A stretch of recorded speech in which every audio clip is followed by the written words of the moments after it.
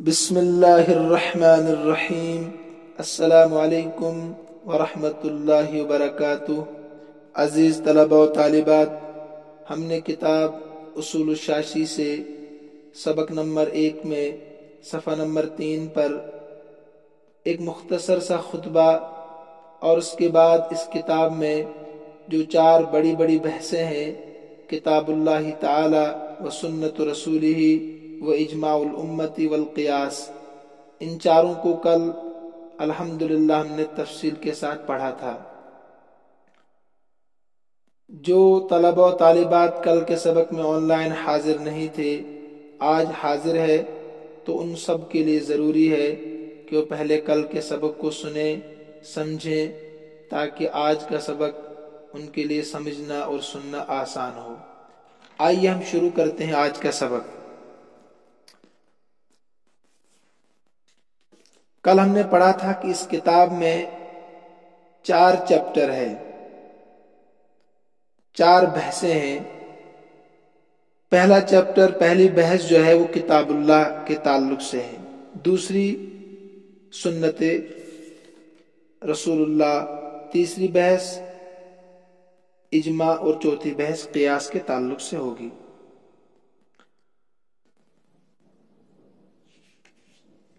ان چاروں میں مقدم قرآن کریم کو کیا گیا ہے، کتاب اللہ کو کیا گیا ہے۔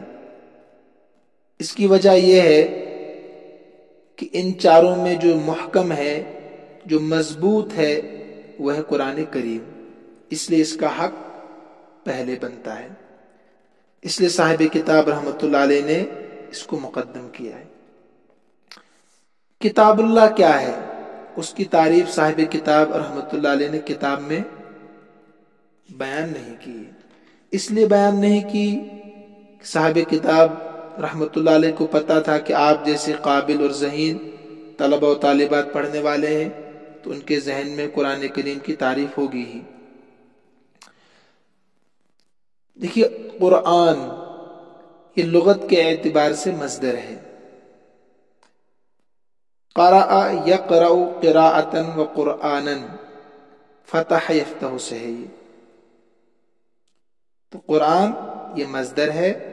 قرأ یقرأ قراءۃ و قرآنا، 2 مصدر آتے ہیں، قراءۃ و قرآن، اس کے معنی ہے پڑھنا، لیکن یہاں بمعنی اسم مفعول ہے، پڑھی جانے والی چیز۔ یہ تو لغوی اعتبار سے۔ اصطلاحی اعتبار سے قرآن کس کو کہتے ہیں؟ مشہور تعریف ہے، القرآن المنزل علی الرسول صلی اللہ علیہ وسلم، المکتوب فی المصاحف، المنقول عنہ نقلا متواترا بلا شبہۃ۔ یعنی قرآن وہ کتاب ہے جو رسول اللہ صلی اللہ علیہ وسلم پر اتاری گئی، جو مصاحف میں لکھی ہوئی ہے، جو بغیر شک و شبہ کے حضور صلی اللہ علیہ وسلم سے منقول ہو کر نقل متواتر کے ساتھ ہم تک پہنچی ہے۔ یہ مشہور تعریف ہے، آپ نے پڑھی ہوگی۔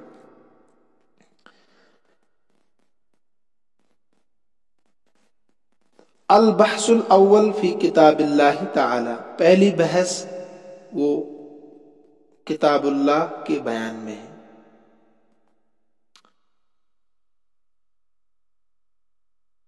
فصل فی الخاص والعام، یہ فصل عام اور خاص کے بیان میں ہے، یہ فصل عام اور خاص کے بیان میں ہے۔ خاص کس کو کہتے ہیں؟ پہلے ترجمہ دیکھیے، فالخاص لفظ وضع لمعنى معلوم او لمسمى معلوم على الانفراد۔ خاص ایک ایسا لفظ ہے جس کو وضع کیا گیا، یعنی بنایا گیا ہے، لمعنى معلوم، معین معنی، او لمسمى معلوم، یا معین شخص کے لیے، معین معنی یا معین شخص کے لیے، علی الانفراد، انفرادی طور پر نشان لگائے علی الانفراد پر، جو خاص کا جگہ ہوں گی اس پر نشان لگائیے. کقولنا جیسے کہ ہمارا قول، فی تخصیص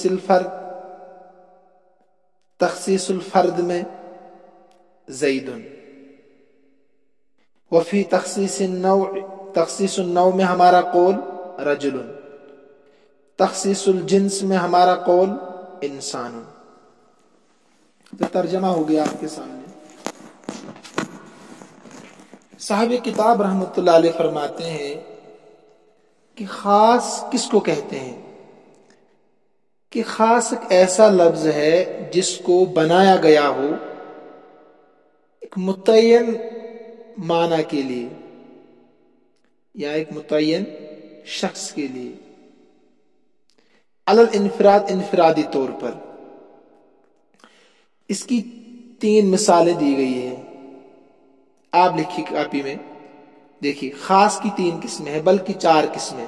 یہاں تو 3 قسمیں ہیں، ایک قسم اور بتا رہا ہوں آپ کو میں. تخصیص الفرد، تخصیص النوع، تخصیص الجنس. اور چوتھی قسم بھی لکھی آپ، تخصیص العدد.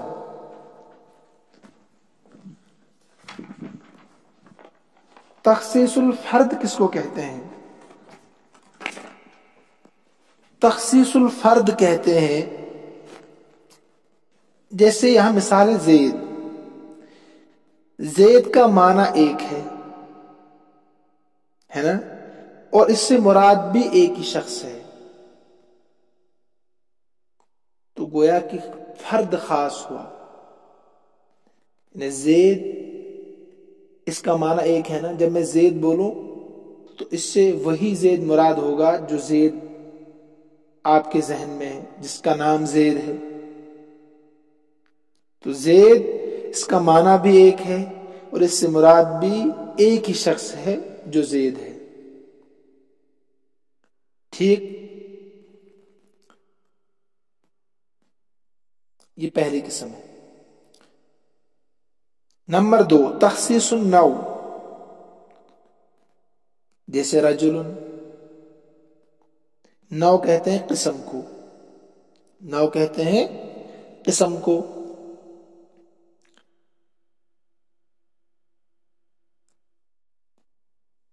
رجل بول کر دوسری نوع مثلا امراتن یا کوئی تیسری نوع جیسے فرسن آپ مراد نہیں لے سکتے ہیں.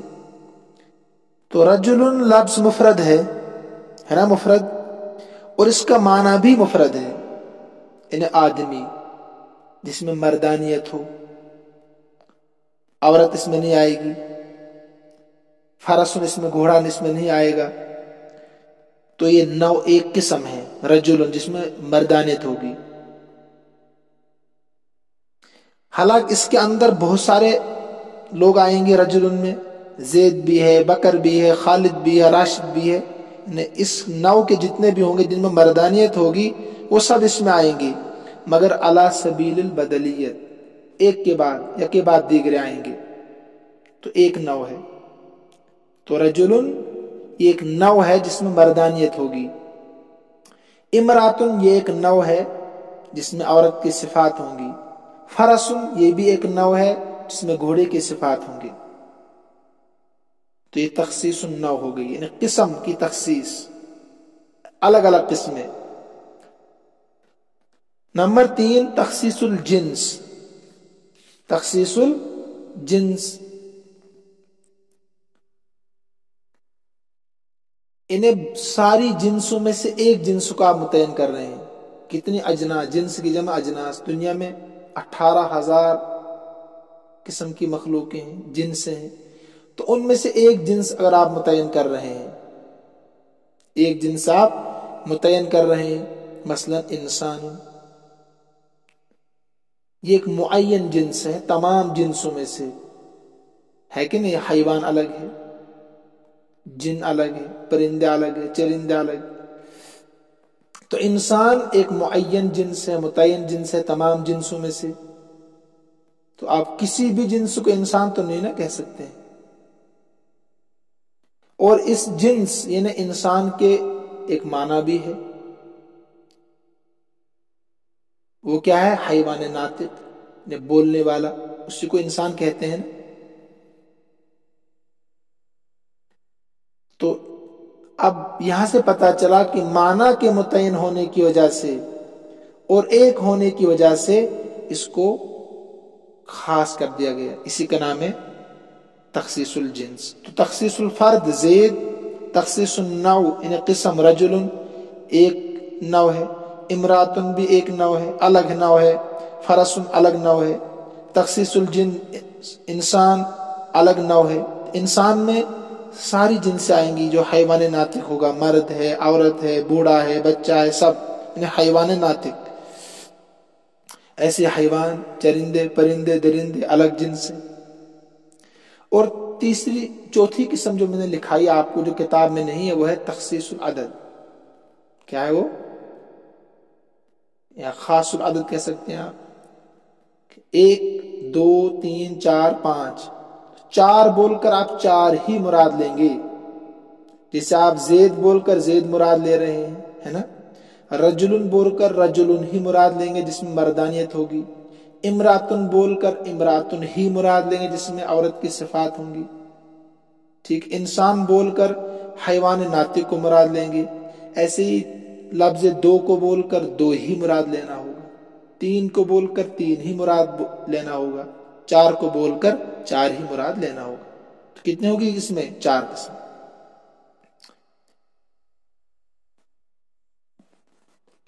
اس کے بعد یہاں لکھا ہے علی الانفراد، جس پر میں نے کہا تھا نشان لگانے کے لیے۔ علی الانفراد، یہ جو قید ہے نا، علی الانفراد، انفرادی طور پر، انہیں الگ الگ، جیسے زید، راشد، بکر، خالد، جو میں نے آپ کو کہا نا، یہ رجلن میں سب ہے، مگر انفرادی طور پر۔ رجلن بول کر آپ مراد لیتے ہیں ایک آدمی، وہ زید ہے۔ پھر رجلن بول کر آپ راشد، بکر، خالد، تو انفرادی طور پر کا مطلب یہی ہے۔ اور دوسری بات، اس قید سے عام نکل گیا۔ عام خاص کے مقابلے میں، اپوزٹ میں عام ہے، کیونکہ وہ افراد سے قطع نظر ہو کر دلالت نہیں کرتا، بلکہ افراد کو شامل ہو کر دلالت کرتا ہے۔ بہت سارے افراد کو، مثلا رجال لے لو آپ، تو رجال لفظ جو ہے یہ زید، بکر، خالد، راشد، حامد سب کو ایک ساتھ شامل ہوگا۔ یہاں تک عبارت اور ترجمہ اور معنی مکمل ہو گئے ہیں۔ اس کے بعد عام کی تعریف۔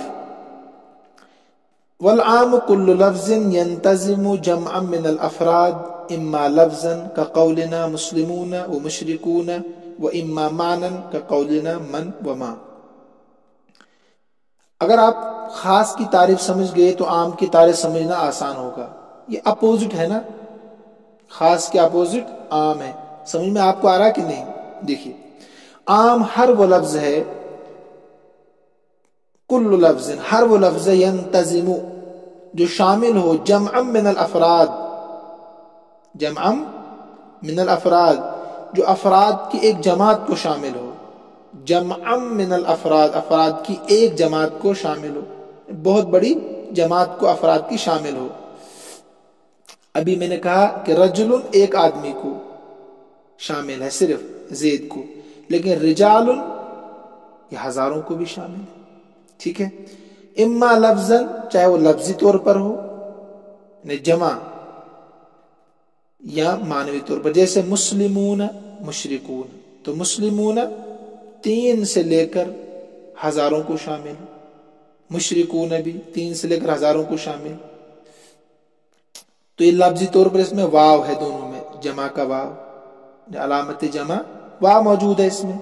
وہ اما معنی، چاہے معنوی طور پر افراد کو شامل ہونے، بہت سارے لوگوں کو، کہ لفظی طور پر تو اس میں علامت نہ ہو لیکن معنوی طور پر ہو، جیسے ہمارا قول من و ما۔ تو مشرکون اور مسلمون میں علامت واو جمع ہے، من اور ما میں علامت واو تو نہیں ہے، لیکن یہ معنوی طور پر بہت سارے لوگوں کو شامل، یہ من جو ہے یہ ہزاروں لوگوں پر دلالت کرتا ہے، ماں ہزاروں چیزوں پر دلالت کرتا ہے کہ نہیں؟ ایک بات اور یاد رکھیے من اور ماں کے متعلق، من ذوی العقول کے لیے آتا ہے اور ماں غیر ذوی العقول کے لیے آتا ہے، لیکن کبھی کبھی یہ اس کے برعکس بھی استعمال ہوتا ہے، جیسے قرآن میں ہے وَلَا أَنْتُمْ عَابِدُونَ مَا عَبُدُ، اور تم عبادت کرنے والے نہیں ہو اس ذات کی جس کی میں عبادت کرتا ہوں۔ یہاں اس عبارت میں، اس آیت میں ماں سے مراد رب العزت کی ذات ہے، ٹھیک ہے؟ کبھی کبھی ایسا ہوتا ہے، تو عام کی تعریف بھی آ گئی اور خاص کی تعریف بھی آپ کے سامنے آ گئی۔ اب خاص کا حکم کیا ہے؟ کہتے ہیں وہ حکم الخاص من الکتاب، اور خاص کا حکم کتاب اللہ سے۔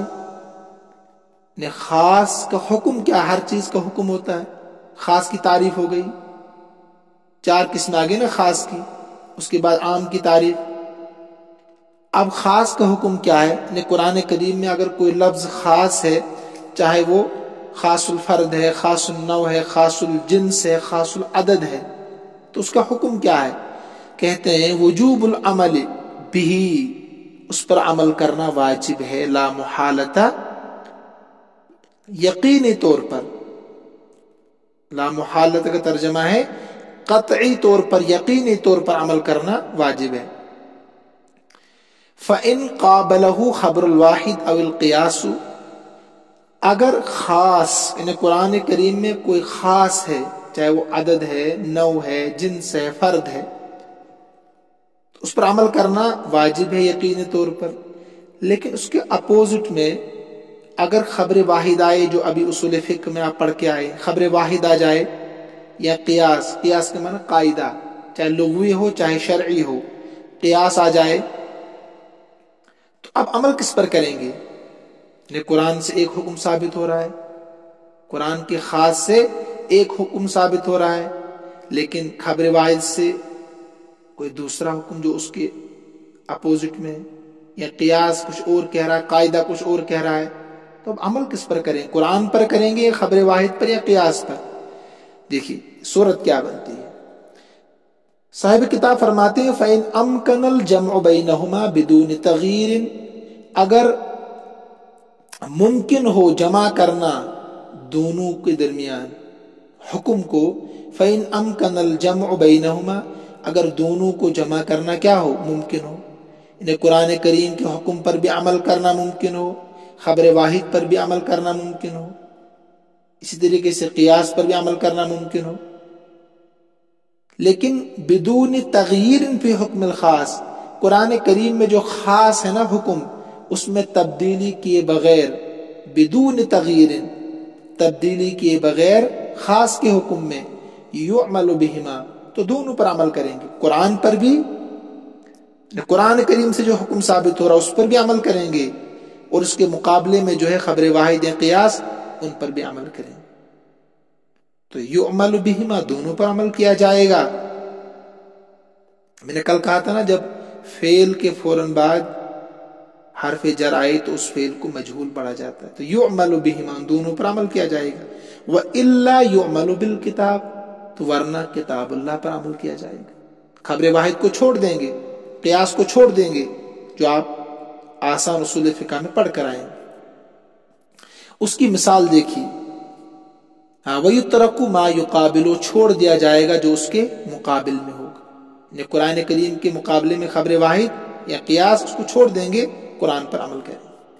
آپ دیکھیے مثال اس کی، یہاں سے آپ سمجھیں گے اچھے سے، یعنی قرآن کریم کے مقابلے میں اگر خبر واحد آئے، قیاس آ جائے، تو عمل کس پر کریں گے؟ کتاب اللہ پر، قیاس کو، خبر واحد کو چھوڑنا پڑے گا۔ جیسے یتربصن، مثالہ فی قولہ تعالی، اس کی مثال قرآن کریم میں اللہ تعالیٰ کے فرمان میں، یتربصن بانفسہن ثلاثۃ قروء، ثلاثۃ قروء، یہ آیت جو ہے نا، اس آیت کو سمجھنے سے پہلے آپ ایک بات سمجھیے۔ امام شافعی رحمۃ اللہ علیہ فرماتے ہیں کہ خاص سے حکم قطعی ثابت نہیں ہوتا، یعنی یقینی طور پر اس سے علم ثابت نہیں ہوتا خاص سے، بلکہ ظنی ثابت ہوتا ہے، بلکہ حکم ظنی ثابت ہوتا ہے۔ امام ابو حنیفہ رحمۃ اللہ علیہ فرماتے ہیں، اس کو نوٹ بھی کر سکتے ہیں آپ، کہ قرآن کریم میں جو خاص حکم ہوگا اس سے قطعی طور پر عمل کرنا ہے، اس پر قطعی طور پر عمل کرنا ہے، یقینی طور پر عمل کرنا ہے، اس لیے کہ اس سے قطعی ثبوت، یعنی قطعی حکم ثابت ہوتا ہے، وہ قطعی ثبوت ہوتا ہے۔ لیکن امام شافعی فرماتے ہیں وہ ظنی ثبوت ہوتا ہے، قرآن کریم میں جو خاص ہوگا وہ ظنی ثبوت ہوتا ہے، امام شافعی فرماتے ہیں۔ تو بالکل تضاد ہے کہ نہیں دونوں کی بات میں؟ امام صاحب کے یہاں قطعی ثبوت یعنی یقینی طور پر اس پر عمل کرنا ہے، اور امام شافعی کے یہاں ظنی ثبوت یعنی اس پر عمل کرنا ضروری نہیں ہے، قطعی نہیں۔ ٹھیک ہے، اس کو ذہن میں رکھیے۔ اب آئیے اس آیت پر۔ یہ آیت جو ہے تربصن بانفسہن ثلاثۃ قروء، اس آیت میں آزاد عورت کی عدت کا بیان ہے۔ آزاد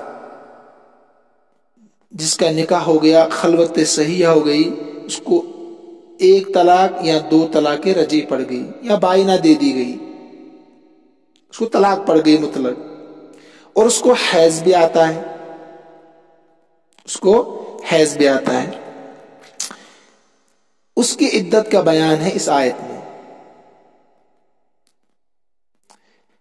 تو امام ابو حنیفہ اور امام شافعی رحمۃ اللہ علیہ دونوں کا مستدل یہی آیت ہے، یعنی دونوں اسی آیت سے حکم ثابت کرتے ہیں عدت کا۔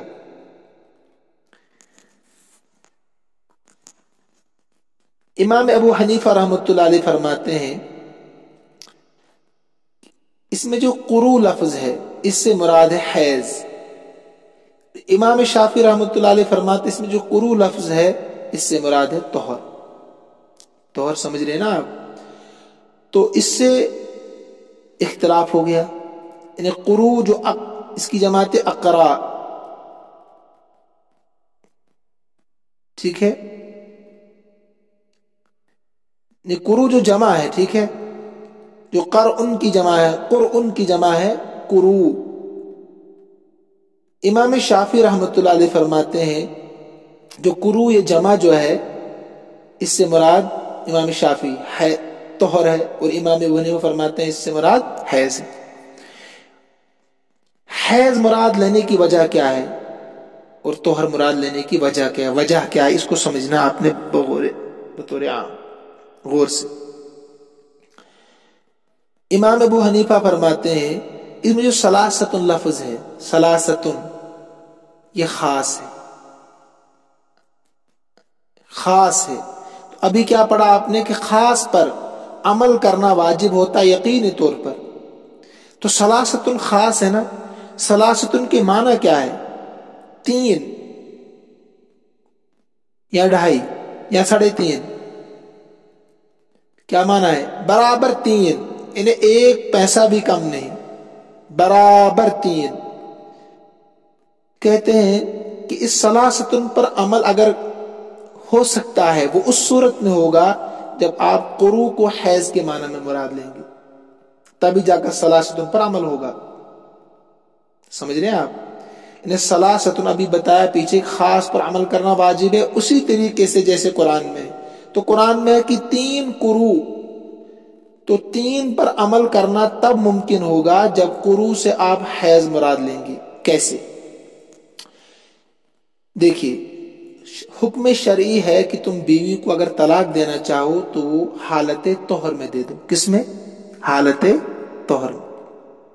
ایک مرد نے اپنی بیوی کو طلاق دی طہر میں، پاکی کی حالت میں، ٹھیک، اس کے بعد حیض شروع ہو گیا، وہ ایک حیض ہو گیا پورا حیض، اس کے بعد پھر طہر پاکی شروع ہو گئی، اس کے بعد پھر حیض آ گیا، یہ دو، اس کے بعد پھر طہر کا زمانہ آ گیا، اس کے بعد پھر حیض شروع ہو گیا۔ تو کتنے ہو گئے؟ 3 حیض برابر ہو گئے، 3 حیض برابر ہو گئے۔ جب اس کے بعد 3 حیض کے بعد جب طہر شروع ہوگا، اب اس کی عدت پوری ہوگی، اب وہ جو چاہے کرے، نکاح جس سے چاہے کرے، عدت پوری ہوگی اس کی۔ تو امام صاحب فرماتے اسی صورت میں 3 حیض مکمل ہوں گے۔ لفظ ثلاثۃ پر عمل اسی صورت میں ہوگا، برابر 3، برابر 3۔ اگر ہم اس قروء سے حیض مراد لے تب 3 پر عمل ہوتا ہے۔ 3 حیض، تو 3 حیض برابر کب ہوں گے؟ طہر میں طلاق دی، پھر حیض، پھر طہر، پھر حیض، پھر طہر، پھر حیض، تب جا کر ثلاثۃ پر عمل ہوگا۔ لیکن اگر اس سے ہم طہر مراد لیں، 3 طہر اپنے آپ کو روکی رکھیں 3 طہر تک، تو اس سے برابر 3 طہر ثابت نہیں کر سکتا ہے کوئی بھی۔ کیسے برابر؟ یا تو کم ہوں گے یا زیادہ ہوں گے۔ کم کیسے ہوں گے اور زیادہ کیسے ہوں گے؟ بتاتا ہوں آپ کو۔ کم ہوں گے اس لیے کہ جس طہر میں آپ نے طلاق دی اس میں کم سے کم 1 2 3 منٹ تو گزرے ہوں گے نا۔ جیسے عورت پاک ہوگی، پاک ہونے کے بعد وہ طلاق دے گا، کم سے کم 4 5 منٹ تو گزریں گے نا۔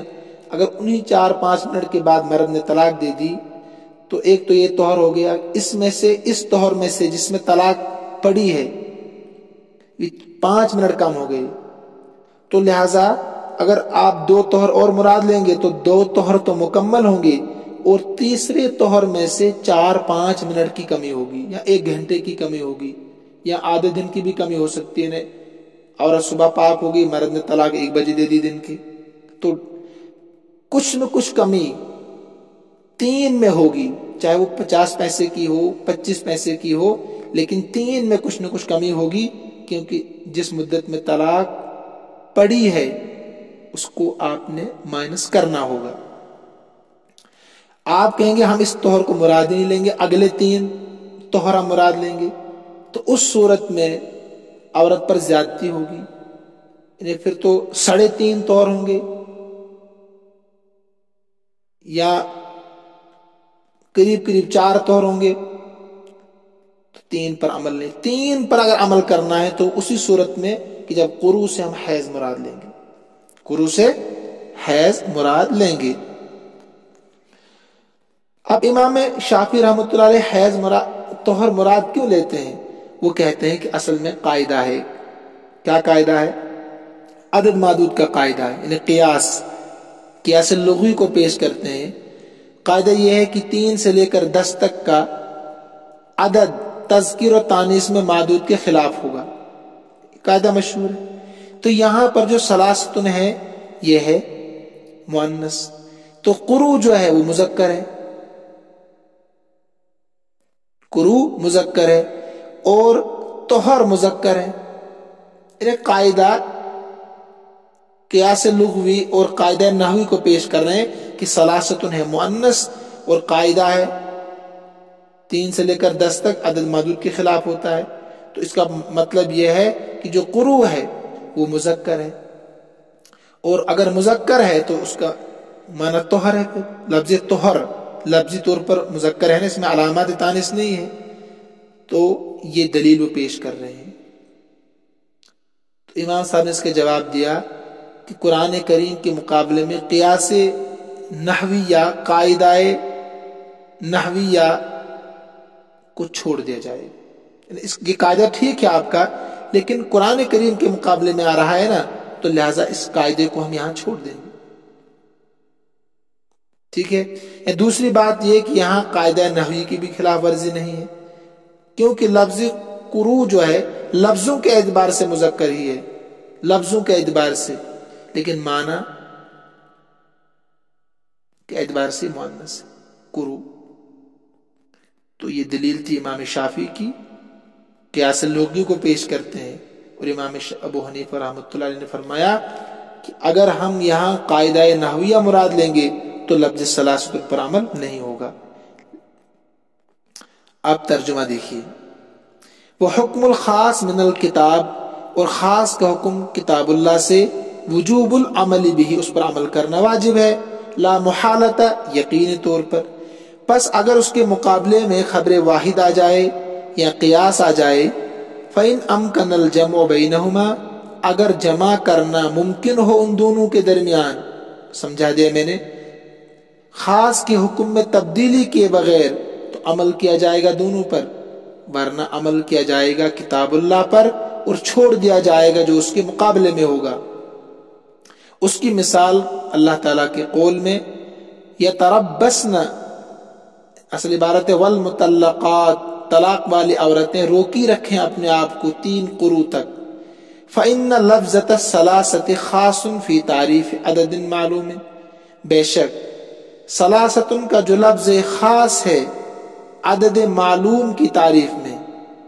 عدد معلوم مطلب ہے لفظ 3 میں یہ بالکل جانا پہچانا ہے کہ اس کے معنی ہے 3، اس کے معنی کتنے ہیں؟ 3 ہی ہے، اس لیے کہ لفظ ثلاثۃ متعین عدد، یعنی 3 کی معرفت میں خاص ہے، پہچان میں خاص ہے، ہر ایک جانتا ہے 3 کے معنی 3 ہی ہے، 2.5 نہیں ہے، 3.25 نہیں ہے، لہذا اس پر عمل واجب ہے۔ فیجب العمل به، اس پر عمل واجب ہے۔ ولو حمل الاقراء علی الاطہار، اگر محمول کیا جائے اقراء کو، جو قروء ہے نا اوپر، اگر اس کو محمول کیا جائے اطہار پر، اس سے طہر مراد لیا جائے، جیسے امام شافعی فرماتے ہیں کما ذهب الیہ الشافعی، جیسے اسی بات کی طرف امام شافعی گئے ہیں کہ قروء سے طہر مراد ہے، باعتبار ان الطہر مذکر، اس اعتبار سے کہ لفظ طہر مذکر ہے نہ کہ حیض، وہ کہتے ہیں مذکر طہر ہے، حیض لفظ مؤنث ہے۔ وقد ورد الکتاب فی الجمع بلفظ التانیث، اور کتاب اللہ جمع کو بیان کرنے میں مؤنث لفظ کے ساتھ وارد ہوئی۔ وقد ورد الکتاب، اور کتاب وارد ہوئی ہے فی الجمع بلفظ التانیث، اور کتاب اللہ جمع کو بیان کرنے میں مؤنث لفظ کے ساتھ وارد ہوئی ہے، انہیں ثلاثت قروء کے اندر جو قروء صیغہ جمع کو، ثلاثت قروء کے اندر قروء، لفظ قروء صیغہ جمع کو ثلاثت مؤنث لفظ کے ساتھ بیان کیا گیا ہے، جو میں نے آپ کو سمجھا دیا۔